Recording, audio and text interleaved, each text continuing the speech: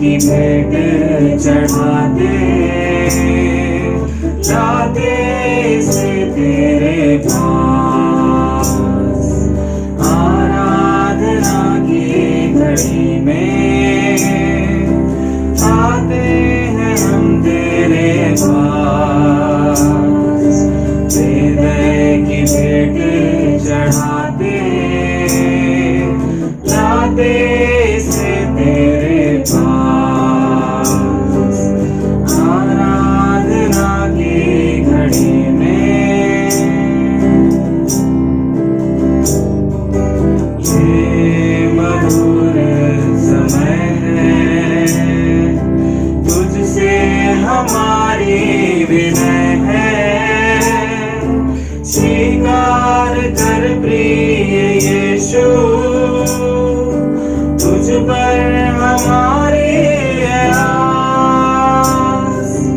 ये मधुर समय है, तुझसे हमारी विनय है।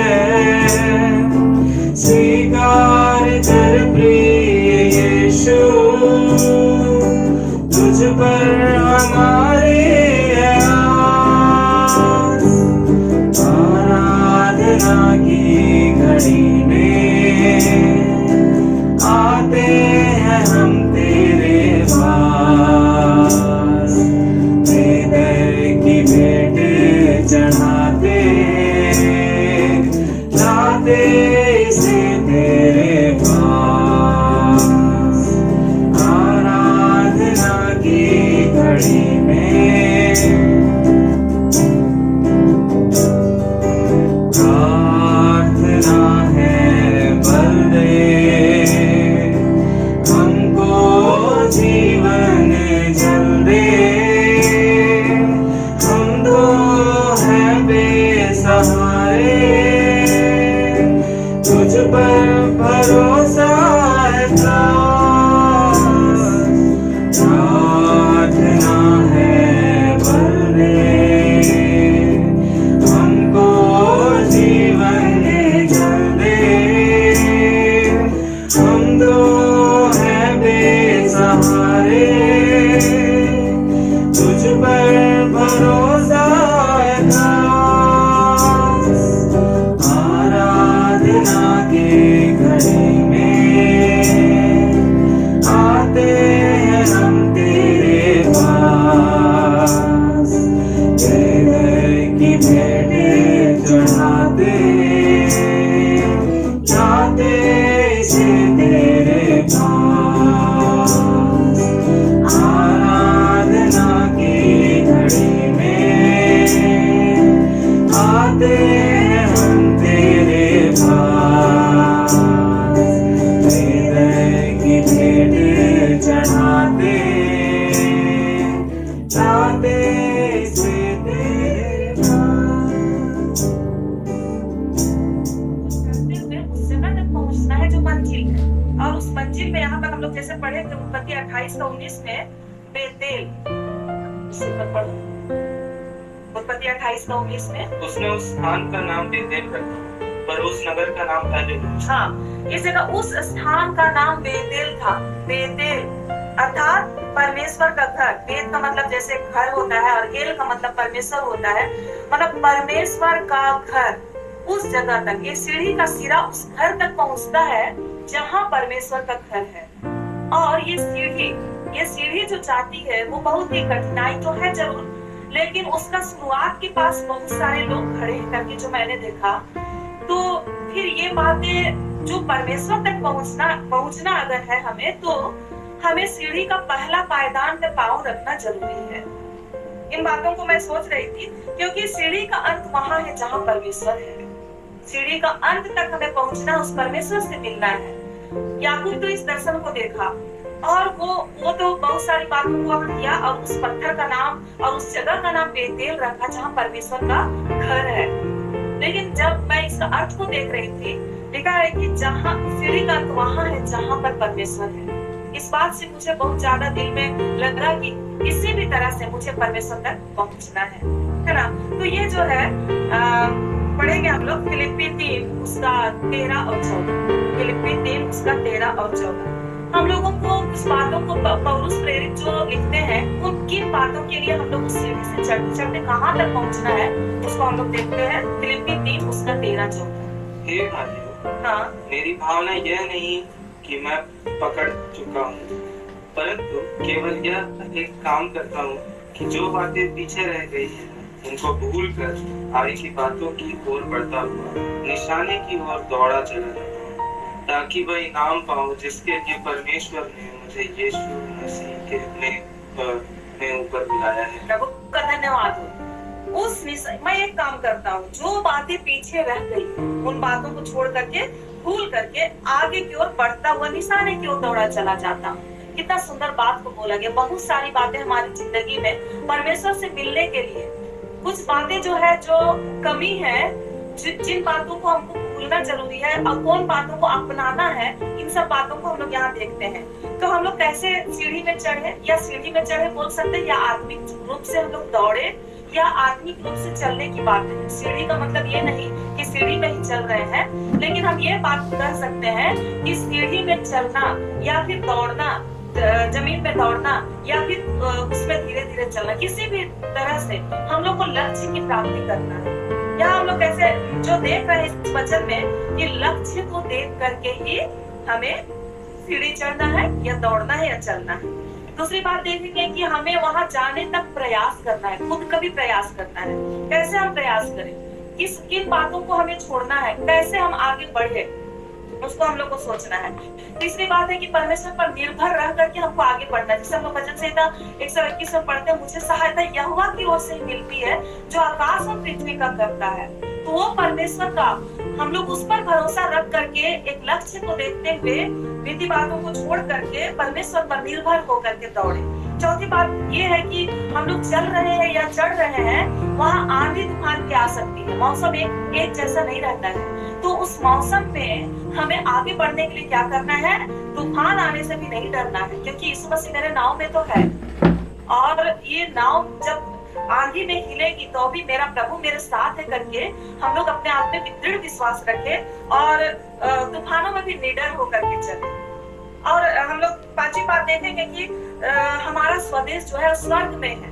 स्वर्ग में स्वदेश है, हम परदेशी और बाहरी है, ये बातें हमेशा स्मरण रखना है। हम लोग इस देश के नहीं है, ये यहाँ आए हैं जरूर, लेकिन एक जगह हमें जाना है, वो परमेश्वर के पास जिसने मुझे रचा और बनाया है। जिस परमेश्वर ने जिस बात के लिए मुझे उस स्थान में जाने के लिए एक रास्ता को दिया है, और वो रास्ता हम लोग जानते हैं कि यीशु मसीह ही एक रास्ता है, यीशु मसीह मार्ग है, यीशु मसीह सत्य और जीवन है। उसी के द्वारा हम लोग स्वर्ग जा सकते हैं या प्रभु के पास पहुंच सकते हैं। इसलिए हम लोग इस बात को स्मरण रखें, हम लोग बाहरी है, परदेशी है, ये बात को जैसे फिलिप्पी 3:20 में लिखा हुआ है, हम लोग स्वदेशी इस देश के नहीं है, हम लोग उस देश के स्वदेशी है जो परमेश्वर ने हमारे लिए रखा है।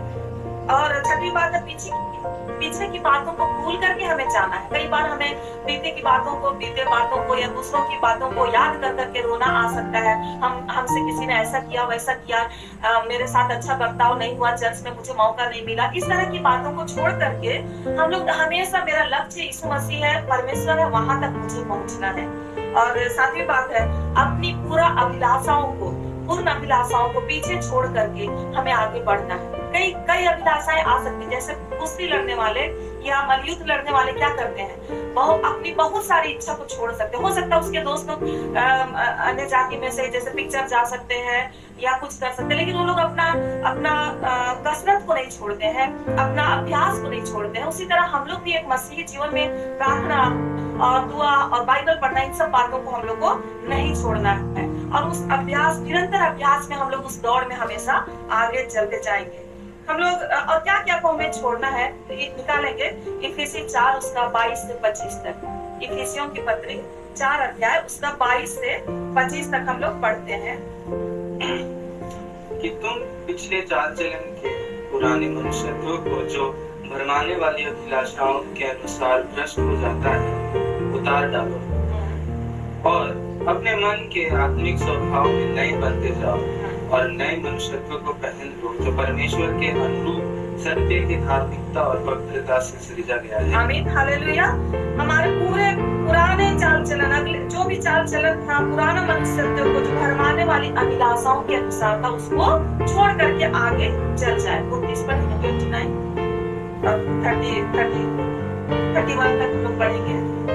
कोई गंदी बात तुम्हारे मुंह से ना निकले, पर आवश्यकता के अनुसार वही निकले जो उन्नति के लिए उत्तम हो, ताकि उससे सुनने वाले पर अनुग्रह हो। परमेश्वर के पवित्र आत्मा को शोकित मत करो, जिससे तुम पर छुटकारे के दिन के लिए छाप दी गई है। सब प्रकार की कड़वाहट और प्रकोप और क्रोध और कलह और निंदा और भैरव और वैरभाव समेत तुमसे दूर की जाए। एक दूसरे पर कृपालु और करुणामय हो, और जैसे परमेश्वर ने मसीह में तुम्हारे अपराध क्षमा किए, वैसे ही तुम भी एक दूसरे के अपराध क्षमा करो। आमीन, हालेलुया। इस जगह हम लोग देख रहे हैं कि क्या क्या बात हम लोगों को छोड़ना है।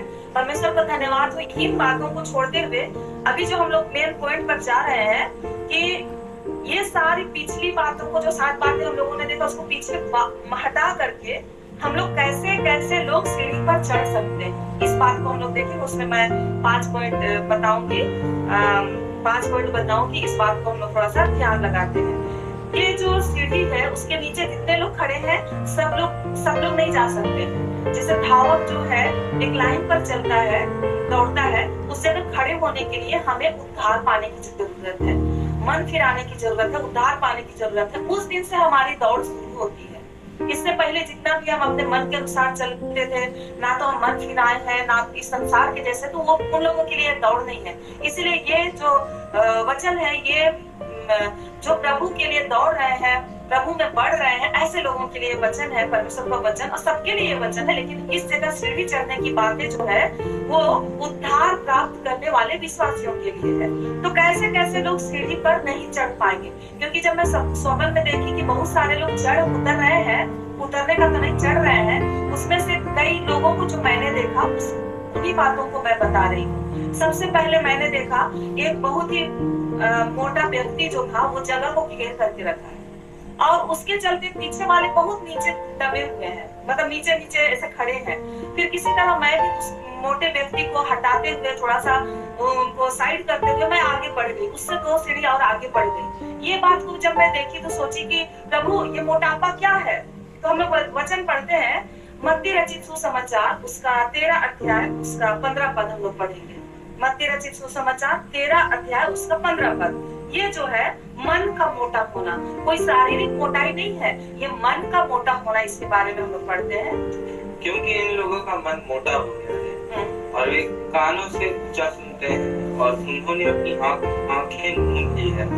कहीं ऐसा ना हो कि वे आंखों से देखें और कानों से सुने और मन से सुने और फिर जाए और मैं उन्हें चुनूं। हाँ, यहाँ ये बात है कि मोटा मन, मतलब हृदय कैसे मोटा हो गया, उन लोगों का जीवन क्यों, किस प्रकार की बातों में मोटा हो गए हैं उन लोग। मोटा मन का मोटा होना, हम लोग तो आदमी लोग देखते हैं मनुष्यों को मोटे देख करके मतलब मन में ऐसा लगता है कितने मोटे हो गए, लेकिन परमेश्वर जो देखता है ना, मन को देखता है, इसका मन कितना मोटा है, किन बातों में मोटा है, क्या बात में ये अपने जीवन, अपना मन को मोटा कर दिया है। इस तरह से देखते, तो इन लोगों का मन जो है मोटा हो गया है। इसका मतलब क्या है, जो लोग परमेश्वर के वचन को सुन करके भी उसके वचन के अनुसार नहीं चलते हैं और वचन सुन करके ना पश्चाताप करते हैं। जरूर एक बार लोग जैसे सदूकी और फरीसी लोग भी, जब यूहन्ना बपतिस्मा दे रहा था उस समय भी उन लोग आए, है ना, आ रहे थे, बपतिस्मा ले रहे थे, लेकिन बिना मकसद का, हाँ बपतिस्मा लेना है, हमें भी जाना है, तो ऐसे देखा देखी वाला बपतिस्मा या मन फिराना ये कोई जरूरी नहीं था। लेकिन बहुत सारे लोग मतलब दूसरे लोग कर रहे हैं, मुझे भी स्वर्ग जाना, ऐसे नहीं। परमेश्वर दिल का पश्चाताप को चाहता है। जो लोग मोटे हो गए, अर्थात हम दिखाने के लिए ऐसा किया और अपने मनमर्जी से चल रहे हैं, संसारिक अभिलाषाओं में फंसे हुए हैं, कोई भी बात हम बोल सकते हैं, मुंह में कोई कंट्रोल नहीं है, इस तरह की बातें उन लोगों का जीवन में इतना ज्यादा बैठा हुआ होने के चलते उनका मन मोटा हो गया है। कई जगह हम लोग देखते हैं कि परमेश्वर यीशु मसीह जो है वो कई सदूकी फरीसियों को फटकारे हैं इस बात के लिए, है ना। तो यीशु मसीह क्या किए, बहुत सारे अद्भुत काम किए, फिर भी जो है इस्राएली को या सदूकी फरीसी, इन लोगों ने कभी भी परमेश्वर के वचन पर भरोसा नहीं किए, न विश्वास किए यीशु मसीह के वचन पर, और हमेशा दोष लगाते रहे यीशु मसीह कि तुम्हारा तो गिरा हुआ है, तुम्हारे अंदर तो दुष्ट आत्मा है। कई तरह की बातों को यीशु मसीह को बोल बोल कर उन्हें दुखित करते रहे और यीशु मसीह कई जगह फटकारे उन लोगों को, लेकिन कई जगह उसने वहां से अलग हट गए। तो इस्राएली लोग जब इस बात को नहीं समझे तो परमेश्वर जब यीशु मसीह चले गए, स्वर्गरोहण हुआ, उसके बाद का जो जिंदगी वो हमारे लिए था। यूहन्ना 12 उसका 43 हम लोग पढ़ेंगे। जब इन लोगों का मन इतना मोटा हो गया है, उन लोग परमेश्वर को वचन को सुन नहीं सक रहे हैं, उस समय परमेश्वर का मन किसकी ओर था? हम लोग पढ़ेंगे यूहन्ना 12 उसका 43।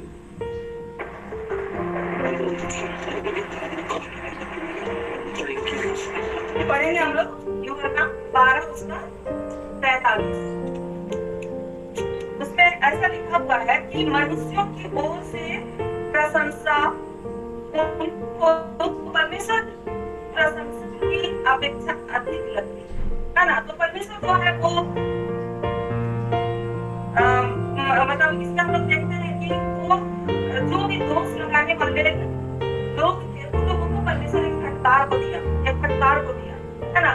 तो मनुष्यों की ओर से हम लोग प्रशंसा पाते थे और अपने आप को ऐसे सोचते थे कि मैं तो उसके जैसा नहीं हूँ, मैं तो उसके जैसा नहीं हूँ। अच्छा ठीक है, हम लोग आगे देखते हैं वे अपनी धारणा को त्यागते नहीं है।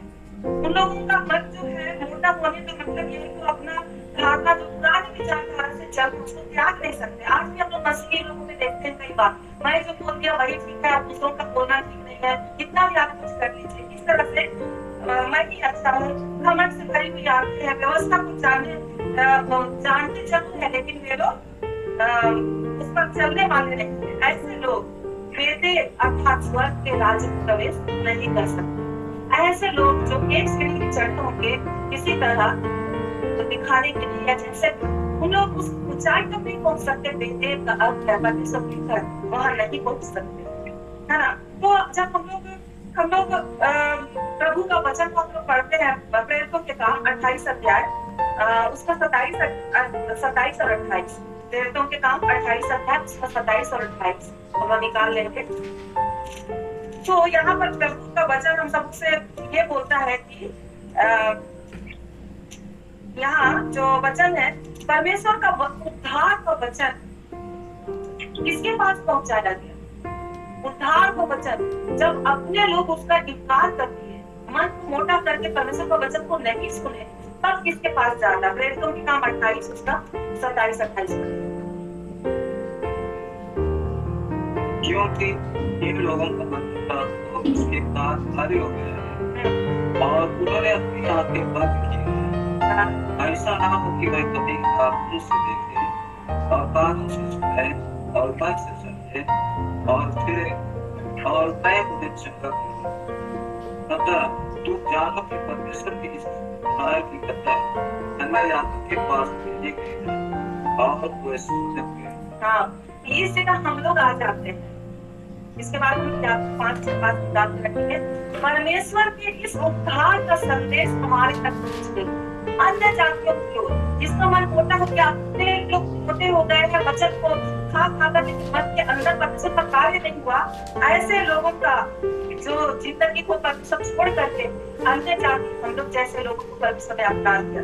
बस यही जो संसारिक लोग हैं उन लोगों के बारे में थोड़ा बताती हूँ कि आपको 5 का 5 हम लोग पढ़ेंगे।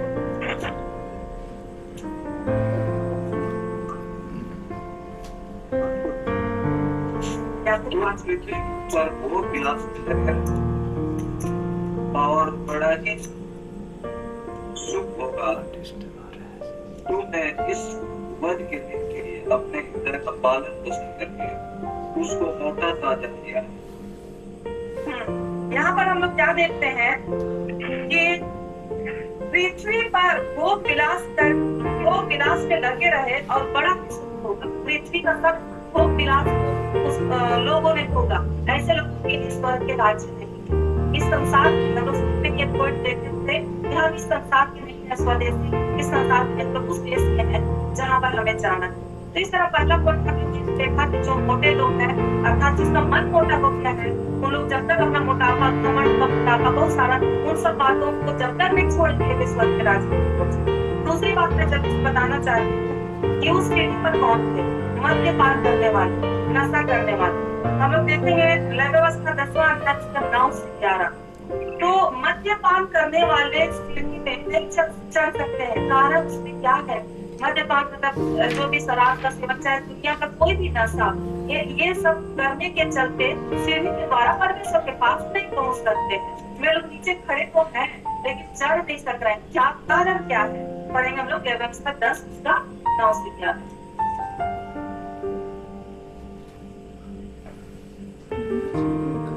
जब जब तू या तेरे पुत्र खिलाफ शब्दों में आ रहे तब तक तुम में से कोई ना तो 10 मदद कीजिए होना और किसी प्रकार का पुत्र कहीं ऐसा ना हो कि तुम मर जाओ, तुम्हारी पीढ़ी पीढ़ी या भी प्रचलित रहे, जिससे तुम पवित्र और अपवित्र, अशुद्ध और अशुद्ध और इसराइलियों को उन सब विधियां को सिखा जिससे यहोवा ने मूसा को बता दी।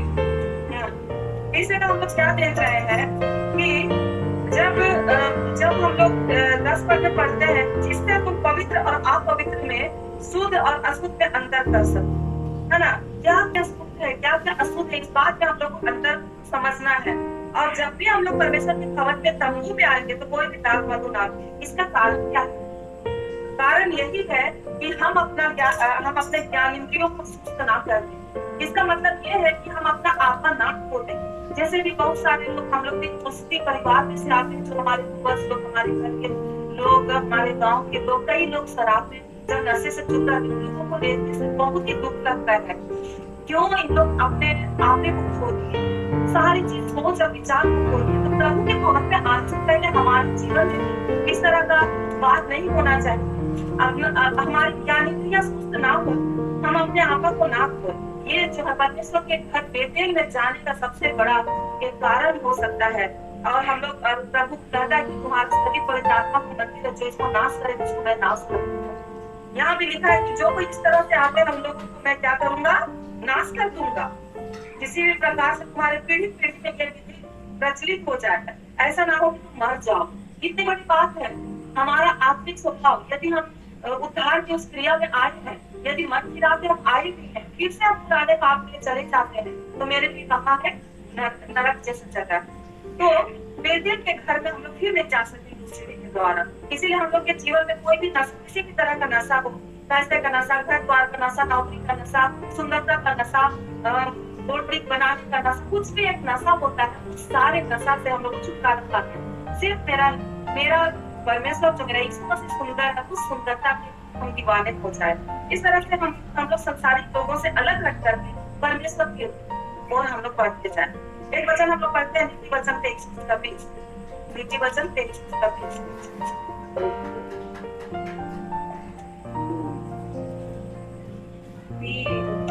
उसमें ऐसा लिखा हुआ है, दाख न तो पीने वालों में से ना होना। ये जो है हम लोग उस जगह से परमेश्वर अपने लिए अलग करके रखे, इसलिए फिर उस जगह हमको नहीं जाना है। हम लोग उस जगह में जो अपने मति को खो देते हैं, जो अपना दिमाग को खो देते हैं, ज्ञान इंद्रियों को सुस्त कर देते हैं, वे लोग स्वर्ग राज के अधिकारी हैं। ये कितनी डरावनी बात है। हम कितना आसान समझते हैं स्वर्ग राज जाने के लिए, परमेश्वर से भेंट करने के लिए, है ना? तो इसका एग्जाम्पल हम लोग तो देखते हैं, यिर्मयाह उसका 35 उसका 5 से हम पढ़ लेते हैं। तो मैंने रेकाबियों के घराने को दाखमधु से भरे हुए ठंडे और कटोरे देकर कहा, दाखमधु पियो। उन्होंने कहा, हम दाखमधु ना पिएंगे, क्योंकि रेकाब के पुत्र योनादाब जो हमारा पुत्र था, हमको यह आज्ञा दी है, तुम कभी दाखमधु ना पीना, ना तुम ना तुम्हारे पुत्र। बस इस जगह हम लोग देखते हैं कि जब हम लोग इस बातों को देखते हैं कि रेकाबी लोग हैं, अपने पूर्वजों से जो शपथ खाई थी वो कभी थी। उन लोग फिर से उसके पूरे 400-500 साल बीत भी गए। यिर्मयाह का लिखने वाला यिर्मयाह जो है उन लोगों को दाख मधु देख करके बोलता पियो। क्यों पीने के लिए कहा? ये दिखाने के लिए कि इस्राएली लोग और जितने भी यहूदा गोत्र के लोग हम लोग सारे गलत कामों में पड़े रहते थे। जो भी इस तरह के काम करते हैं उनका मति होने के चलते कुछ भी गलत काम कर सकते हैं। कोई भी बात में हम लोग ढल सकते हैं। हाँ तू भी ठीक है मैं भी ठीक हूँ, उसका भेद नहीं कर सकते हैं। लेकिन रेकाबी लोग जितने लोग थे वो रेकाब के पुत्र योनादाब जो आज्ञा दिया था अपने वंश को, वे लोग कभी भी उस बात को छोड़े नहीं। 400-500 साल हो गया लेकिन उसके वंश के लोग कभी नहीं छोड़े, मतलब कभी उन लोग शराब नहीं पिए। ये एग्जाम्पल है हमारे लिए। यीशु मसीह हमें क्या कहा? अभी नीति वचन में हम लोग पढ़ेंगे दाख मधु पीने वालों को सुना होना। इसका बहुत बड़ा पॉइंट सब है लेकिन मैं इसमें बताना नहीं चाहती हूँ। आगे मैं देखती हूँ कि रोमी 12 का 2 में क्या लिखा है। इस संसार के सदृश ना बनो, परंतु तुम्हारे मन के नए हो जाने से तुम्हारा चाल चलन भी बदलता जाए, जिससे तुम परमेश्वर की भली और भावी और सिर्फ इच्छा मालूम करते रहो। सचमुच हम लोग परमेश्वर के सदृश से चलना। मिलना किससे है? परमेश्वर से मिलना। इसीलिए मेरा जो परमेश्वर का जो अनुग्रह है उसको पाते हुए स्वर्ग के राज्य में जाने के लिए हमको इन सब बातों में, चाहे किसी भी तरह का नशा है, जैसे हम लोग बोले कि घर द्वार नौकरी पद शरीर हर चीज का हर नशा को छोड़ते हुए परमेश्वर आ जाना है ना। इसी तरह और एग्जाम्पल हम देखते हैं नबाल के बारे, जिसने अपना परिवार को खतरे में डाल दिया था। जब उसने दाऊद का उसने मदद नहीं किया, उस समय अपना खतरा में डाल दिया था और हम लोग अंत में यहोवा ने उसको मार डाला उस नशे में। जो उसको हम लोग पढ़ेंगे नहीं लेकिन पहला सामुएल 25 का 36-38 में लिखा हुआ है। अभी हम लोग पढ़ेंगे यशायाह 28 उसका 7। ये दिन दाख मधु के कारण डगमगाते और मदिरा में लड़खड़ाते हैं। याजक और नबी भी मदिरा के कारण डगमगाते हैं। दाख मधु ने उनको बुला दिया है, वे मदिरा के कारण लड़खड़ाते और दर्शन पात्र बढ़ते हैं। परमेश्वर का धन्यवाद हो। सारे बचन से हमें कुछ चेतावनी मिलता है कि हमारे अंदर क्या ऐसी बातें हैं, कितनी भयानक बात है। आज लोग दिखावे के लिए हम क्रिश्चियन है, हम मसीही है, ऐसा बोल सकते हैं। मैं भी इससे अपने आप को लाती हूँ, जो भी मेरे अंदर कमजोरी प्रभु मुझे माफ करे इस बात को बोलने के लिए भी कि सचमुच में कितने लोग ऐसे हैं जो वहाँ पर लिखा है कि याजक और नबी इस तरह के काम में फंसे हैं। तो प्रभु अनुग्रह करे हमारे संसार में जितने भी प्रभु के लोग हैं, विश्वास कहलाए चाहे कोई उन लोगों के जीवन में परमेश्वर अनुग्रह करे। और हम लोग पढ़ते हैं जैसे 55 का 1 में यीशु मसीह कहता है कि जिसके पास रुपया का नाम हो, जिसके पास पैसा ना हो, वो भी मेरा दाख पढ़ेंगे 55 का 1। वो सब प्यासे लोगों पानी के पास आओ और जिनके पास रुपया ना हो तुम भी आकर मोल लो और खाओ। दाख मधु और दूध बिन रुपए और बिना दाग आकर। यीशु मसीह वहाँ क्रूस पर से चिल्लाकर बोल रहे हैं कि आ जाओ, मेरा एक बहता हुआ सूखा जो पानी है वो निकल रहा है, उसको आके तुम लोग पियो। अहू सब प्यासे लोगों, हम लोग किस चीज का प्यास करते हैं? क्या संसार की प्यास में हम लोग संलग्न हैं या फिर हम लोग प्रभु के प्यास है? इस बात को हम लोग सोचें। और जब हम लोग इस बात को सोच लेंगे तो निश्चय हम लोग इस बात को जो हम प्रभु से मिलना है, बेतेल पे जाना है, परमेश्वर के घर में जाना है, इस बात को जब मेरे अंदर में इच्छा रहेगी तो हम संसारिक वस्तुओं का अभिलाषा नहीं करेंगे। आइए हम लोग तीसरी बात को देखते हैं जल्दी जल्दी, जब समय बहुत जल्दी पार हो रहा है। तीसरी बात को हम लोग देखते हैं। तीसरे जो मैं देखी सीढ़ी में चढ़ने की कोशिश करते हुए है ना, और वहाँ हम लोग देखते हैं कि बीमार व्यक्ति लोग भी नहीं चल पा रहे हैं, जो बहुत कमजोर है, जो अपने आप में साहस नहीं रखते, जो जिनको ऐसा लग रहा है कि हम चल नहीं पा रहे, हमारे जीवन में कुछ बहुत कमजोरी फील हो रहा है, ऐसे सोच करके हम लोग कमजोर होकर के चढ़ने की कोशिश करो, उनका हाथ पर पकड़ ली होगी, वे चढ़ नहीं पा रहे, बहुत लोग है और जरा सा भी टक्कर लग रहा है, दूसरे से सट है तो वे गिर जा रहे हैं। इसका मतलब बीमारी का मतलब ये है कि जो जीने का नियम है, हम इस दुनिया में जी रहे हैं, हमारा भी एक नियम है। सुबह खा रहे हैं तो सुबह उठते हैं तो लगना चाहिए, गिलास पानी पी लेते हैं। हम लोग हर समय गरिष्ठ भोजन नहीं खा सकते हैं। जो परमेश्वर रोटी और दाल दिया है, इस भारत भोजन को खाकर के जितना स्वस्थ रहते हैं, जैसे ताकत के बारे में पढ़ते हैं, वो सब भारत रोटी खाकर उसका बहुत ज्यादा चमका था। तो इस तरह से हम लोग भी अपना जो जीने का सही नियम है उसके अनुसार चले तो हम बीमार नहीं होते। कई बार बीमारी आती है शैतान के द्वारा भी, कई बार परीक्षा में हम पढ़ते हैं, लेकिन जो बीमार है उसको चंगा होने की जरूरत है। यीशु मसीह कई ऐसी बीमारी को चंगा किया। 38 वर्ष का रोगी जो उस बेटे सदा तक उनके पास खड़ा था, वहाँ लेटा हुआ था, उस जगह यीशु मसीह को आना पड़ा क्योंकि 38 वर्ष बहुत लंबा समय है, तब से वो पर पड़ा हुआ है और उसको कोई भी वो अपना एक्सक्यूज बता रहे कि मुझे कोई भी उस पानी तक नहीं पहुंचा सकता जब तो हम लोग भी ऐसा एक्सक्यूज ना करें। यीशु मसीह खुद वहां आए और उसको चंगा है ना। तो यीशु इस तरह से बहुत सारे बीमारियों के बारे में यीशु मसीह के बारे में पढ़ते हैं, कई लोग चंगाई को पाए। तो जो बीमार रहते हैं, एग्जाम्पल के लिए हम बताते हैं कि दानियल 8:27 ये बीमारी से कमजोरी नहीं था, वो किस बात से कमजोर था? तब मुझ दानियल का पद जाता रहा और मैं कुछ दिन तक बीमार पड़ा रहा। तब मैं उठकर राजा का काम काज फिर करने लगा, परंतु जो कुछ मैंने देखा था उससे मैं चकित रहा क्योंकि उसका कोई समझाने वाला नहीं। इसे हम लोग देखते हैं कि दानियल जो बीमार है ना, वो दर्शन देख करके परमेश्वर का दर्शन, अंत समय का दर्शन जब उस अध्याय को आप पढ़िएगा, वो बीमार देख हो गया, परमेश्वर को देख नहीं सकते। परमेश्वर मतलब इतना अंत का दिनों का बात को देखने के चलते बीमार पड़ के लिखा है।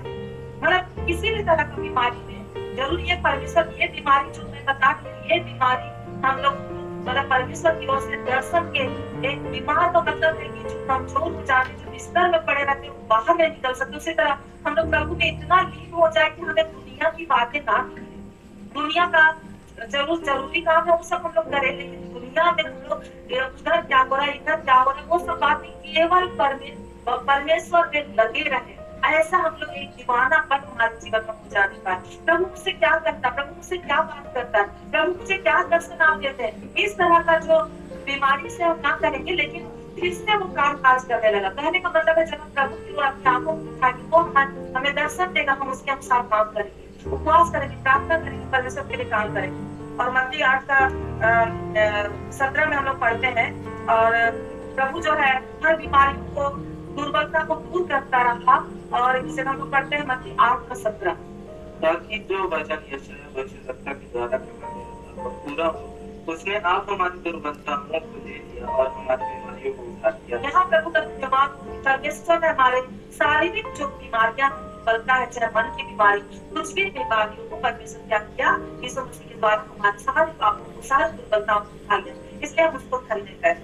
चौथी बात मैं जल्दी से बताना चाहती हूँ। चौथी बात है कि बहुत सारे लोग अपना चप्पल पहनकर सीढ़ी पे चढ़ रहे हैं।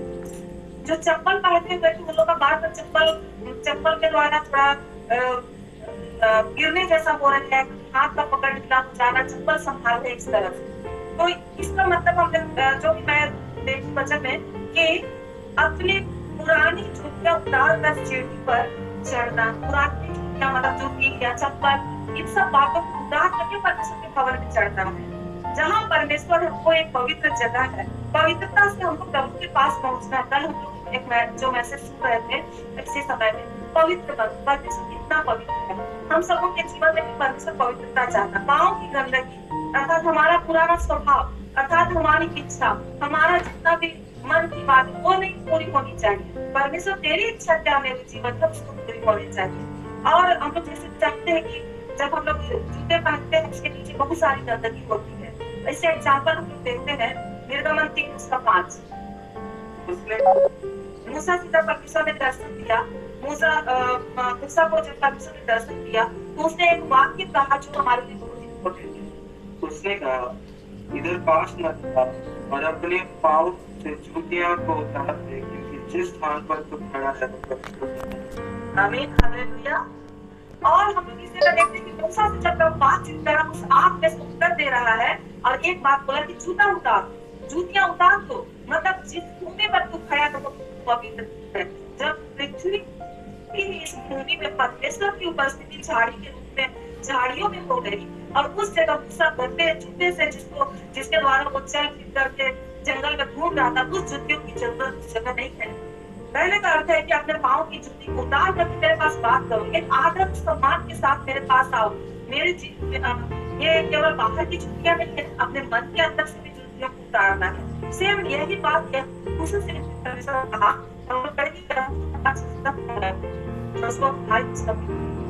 यहोवा की सेना के प्रधान यहोशू से कहा, अपनी ज्योति पाँव से उतारना, क्योंकि जिस काम पर तू खड़ा है, तो यहोशू ने ऐसा ही किया। हाँ, किसी का देखते हैं दूसरी बात, जब पहली बार कोई भी बात बाइबल में दो बात लिखी हुई है, तो इसे कभी हम लोग देखते हैं कि यहोशू से भी परमेश्वर दूत जो बातचीत कर रहा था, वो क्या करता है, अपने पाँव से जूतियां उतार ले। जूतियां उतारना मतलब अपना पुराना स्वभाव, पुरानी बातें, पुरानी सोच, पुरानी अभिलाषा, पुरानी अपनी हर एक बातों को उतार करके तुम जब मेरे लिए यहाँ पर खड़े हो, मेरे से मिलने के लिए आओगे, तो अपनी सारी पुरानी बातों को हटा दो। मैं वहाँ जलन रखने वाला परमेश्वर, मैं वहां से देख रहा हूँ, क्योंकि बेतेल तुम आना चाहते, परमेश्वर के घर तुम आना चाहते हो। बेतेल मैं यहाँ पर खड़ा होकर के तुम्हें ये बातें करता हूँ कि अपनी पुरानी जूतियां, पुराने जूते चप्पल उतार कर बाहर रखो। प्रियो, हमारे जीवन में कई तरह की जूतियां हो सकती है। जब हम लोग उसको उतार करके परमेश्वर के पास आते हैं, इससे जानिए परमेश्वर हमें बहुत आशीष देता है, और परमेश्वर जो जूती देता है वो कभी फटेगा नहीं। जैसे इसराइलियों का 40 साल का जो 40 साल तक वो लोग जूती उनका फटा नहीं, पुराना नहीं, मस्त कपड़े ये मतलब कभी पुराने नहीं थे। ऐसे परमेश्वर हमें जूतियां देना चाहता है। तो हमें प्रभु कौन सी जूतियां देना चाहता है? हम लोग निकालेंगे इफिसियंस 6 उसका 15, सब जानते हैं इस वचन को, फिर हम पढ़ेंगे इफिसियंस 6 उसका 15। और पाँव में मेल के सुसमाचार की तैयारी के जूते पहनकर। यहाँ पर हम लोग देख रहे हैं कि पाँव में हमारा कौन सा जूता रहना चाहिए? मेल के सुसमाचार की तैयारी के जूते। ये जूते का ऊपर दे देना, अपना जूता उतारो तो नया जूता दे दे। इसको जूता पसंद नहीं है, सबको जूता पसंद। छोटे बच्चों को देखिएगा, जब जूता मिलेगा, बैग मिलेगा, सब चीज को अपने बेड में रख कर ही सो जाते हैं। कई लोग ऐसे बच्चे लोगों को हम लोग देखते हैं, कोई भी नया चीज कितना खुशी लगता है। उसी तरह हमारा पुराना जूता को फटा पुराना था, पुरानी सारी बातों को हटा करके नए जूते की हम लोग अभिलाषा करें, और वो कहते हैं मेल के सुसमाचार की तैयारी के जूते। किसी बात को हमें पहनना है, तो ये जूते क्यों हमें जरूरी है? सब लोग वचन में पढ़ रहे थे, सुसमाचार के वचन हमारे पाँव को चलने में, आत्मिक जीवन में दौड़ने के लिए सहारा और स्थिरता प्रदान करता है। यही सुसमाचार का वचन, सुसमाचार की तैयारी के जूते, सुसमाचार का वचन मेरे पाँव को चलने के लिए, आत्मिक जीवन में चाहे दौड़े के चाहे चले के, वो सहारा प्रदान करता है। जब हम जूती के फीते बांध करके इतना भी बड़ा सफर हम चल सकते हैं, है ना? उस चलने के लिए परमेश्वर हमें बोलता है कि तुम सुसमाचार की जूती की तैयारी, मेरे के सुसमाचार की तैयारी के जूते पहन लो, और उसके जूते को जो सुसमाचार की तैयारी के जूते उसके अनुसार यदि हम चलेंगे, तो सचमुच प्रभु के पास पहुंचने से हमें कोई नहीं रोक सकता है। तो ये तैयारी के जूते जब रहेंगे, तो हम हमेशा देखेंगे क्या मेरे जूते के अंदर कोई पत्थर तो नहीं है, कोई छोटा सा कांटा तो नहीं है। हम चेक करते रहे। यदि हम किसी ने ऐसा कहा है कि सड़क में यदि बहुत सारे पत्थर है और मैं खाली पैर से चलूं, तो मैं चल नहीं सकता। यदि जूते पहनूं तो मैं चल सकूंगा, लेकिन यदि वही पत्थर मेरे जूते के अंदर होगी, एक छोटी सी पत्थर, तो हम प्लेन सड़क में नहीं चल सकते। कहने का मतलब मेरे अंदर की सारी बातें सुसमाचार के द्वारा हमें प्रभु सुसमाचार के द्वारा ही हमारी गलतियों को बताता है ना? तो 5वीं बात मैं बताना चाहती हूँ कि सीढ़ी में और कौन थे? बहुत से दबे हुए लोग सीढ़ी में चढ़ते हैं, बहुत सारे पेज पर पोटली बांध करके चढ़ते हैं। हम लोग अक्सर गाँव में देखते थे, पुराने जमाने में अभी तो कोई पोटली बांध चलता नहीं था, बैग ये सब लेके चलता है। तो बहुत सारे लोग कंधे में एक बड़ा सा चादर में अपना पूरा सामान को डाल के बांध करके पीठ में ऐसे डाल करके चलते हैं। गांव में अक्सर इस तरह से पहले चलते थे, मैं याद करती हूँ को गांव में इस तरह चलते थे, क्योंकि उस समय उतना सामान नहीं होता था, कोई रखने का ऐसा। आज तो बहुत सारी सुविधा है, केस है, बैग है, सब कुछ है, उसका लोग जाते हैं। तो जो बहुत से दबे लोग, जब भी मेरे पास मुझसे इस तरह का पोटली रहेगा या सामान रहेगा, तो मैं हमेशा झुक जाऊंगी, झुक करके चलना पड़ेगा, क्योंकि बैलेंस है, बैलेंस बनाकर चलना पड़ेगा। और ऐसे करके हम प्रभु के पास जा करके हम नहीं जा सकते हैं। प्रभु जो बेतेल है, उस सीढ़ी से हम बेतेल तक पहुंचना है, उस जगह तक हमें चढ़ने के लिए इस बोझ को उतारना जरूरी है ना? बैलेंस नहीं होगा और हम अपने जीवन के सारे बोझों को कहाँ पर लिखा है परमेश्वर का वचन में, मत्ती 11:28 में परमेश्वर का वचन हम सबको सब याद है। ये सब परिश्रम करने वाले बोझ से दबे हुए लोगों के पास आओ, मैं तुम्हें विश्राम दूंगा। और ये वचन हम सब कोई को कंठस्थ है। हम लोग कोई भी परिश्रम हम करने वाले को या मुफ्त दबे हुए लोग रहते हैं, हम लोग को क्या करेंगे, प्रभु के पास अपने बोझ को जब डाल देते हैं, प्रभु विश्राम देता है। मेरा जुआ समय जब मेरा बोझ लगता है तुम इसको ले लो, अपना बोझ मुझे दे दो, ऐसा प्रभु कहता है। मतलब उस सीढ़ी में चढ़ने के लिए हमें परमेश्वर इतना आराम देना चाहता है, तो क्यों अपना बोझ को लेके चले। पढ़ेंगे भजन से 68 श्लोक प्लीज। धन्य है प्रभु जो प्रतिदिन हमारा बोझ उठाता है, वही हमारा पात्र का परमेश्वर है। यस यस लॉर्ड, प्रभु हम धन्यवाद देते हैं। इस वचन में जहाँ लिखा धन्य है प्रभु जो प्रतिदिन हमारा बोझ उठाता है, मतलब प्रतिदिन का बोझ। हम लोग कई बार चिंता करते हैं, अभी जब से लॉकडाउन ऐसा हुआ है, कई लोग किसी को खाने में नहीं मिल रहा है, बहुत सारे परेशानियों में जरूर जी रहे हैं, लेकिन प्रभु के लोगों के लिए कितना अच्छा बात है, प्रतिदिन परमेश्वर हमारा बोझ उठाता है। और एक वचन में पढ़ते हैं भजन संहिता 55:22, अपना बोझ यहोवा पर डाल, वह तुझे संभालेगा, वह धर्मी को कभी करने नहीं देगा। प्रभु बोलता है तुम बिना बोझ रहे, तुम मेरे इस सीढ़ी में आओ, मेरे पास मैं तुम्हारा इंतजार हूं। हम लोग का जीवन यात्रा यही है, सीढ़ी का जीवन, या पैदल यात्रा या दौड़ का यात्रा यही है। ये जीवन यात्रा की सीढ़ी में हम लोग अगला जो सीढ़ी देखो, बोझ से दबे हुए लोग कभी भी ऊपर जाने में हम लोगों को कठिनाई। इस जगह हम लोग देखते हैं, और जब हम सब जानते हैं पहला 5 या सारी चिंता उस पर डाल देते हैं, प्रभु को तुम्हारा ध्यान है। हमारे सुनने वाले भाई बहन लोग सच में हम लोग कई तरह की चिंता में दबे रहते हैं, लेकिन प्रभु कहता है कि अपना सारा बोझ को तुम मेरे पास लेकर के आओ। प्रतिदिन वो हमारा बोझ उठाने का सामर्थ्य है, पास है ना हम सकता। एक वचन हम लोग लास्ट पढ़ करके अंत करेंगे, इब्रानी 12:1। इस कारण जबकि गवाहों को का ऐसा बड़ा बादल हमको घेरे हुए हैं, तो आओ हर एक रोकने वाली वस्तु और बुझाने वाले पापों को दूर करके हम वह दौड़ हमें दौड़ना है, धीरज से दौड़े। यहाँ हम लोग देखते हैं, आओ हर एक रोकने वाली वस्तु और बुझाने वाले पापों को छोड़ करके उस दौड़ में जिसमें हमको दौड़ना है, धीरज से दौड़े। प्रभु का धन्यवाद हो। आज हम सबों का दौड़, शायद हम लोग पहला सीढ़ी में हो सकते हैं, अभी नए विश्वासी, कुछ लोग हैं जो बीच वाली सीढ़ी हो सकते हैं, और कुछ और आगे सीढ़ी में हो सकता है, कोई पहुंच भी गया होगा। जब मैं ऊपर पहुंची तो देख रही हूँ कि जो भवन है बहुत ही सुंदर भवन है, और उस जगह में गीतों का साथ सब कुछ सुनाई दे रहा। वहाँ लोग रोटियां खा रहे हैं, मतलब आनंद का उत्सव मना रहे हैं। तो मुझे आवाज सुनाई दी, बीच में कई ऐसे परेशानियां आई, लेकिन मैं इस जगह सुन रही थी। जरूर मैं घर में उसमें प्रवेश नहीं की थी, लेकिन मैं जो देख रही थी कि आवाज आ रही थी, गाने बजाने और सुंदर आवाज, गीतों का ध्वनि, इस तरह से। बस हम लोग को पहुंचना, हम लोग कहाँ तक पहुंचे। प्रभु से ये बोले, प्रभु हम लोग हर एक रोकने वाली बातों को हम लोग दूर करके वो दौड़ जिसमें हमें दौड़ना है, वो धीरज से दौड़ना है। प्रभु मेरी सहायता कर, है ना। और हम लोग पढ़ते हैं इसी का जो 2 पढ़े थे, सिद्ध करने वाले ईश्वर की ओर, इसी का 12:2 हम लोग से पढ़ते हैं। और विश्वास के करता और सिद्ध करने वाले यीशु की ओर ताकते रहे। बस यीशु तू ही मार्ग, तू ही सत्य, तू ही जीवन है। मुझे उस जगह तक पहुंचाने के लिए सिर्फ और सिर्फ आप है प्रभु जी।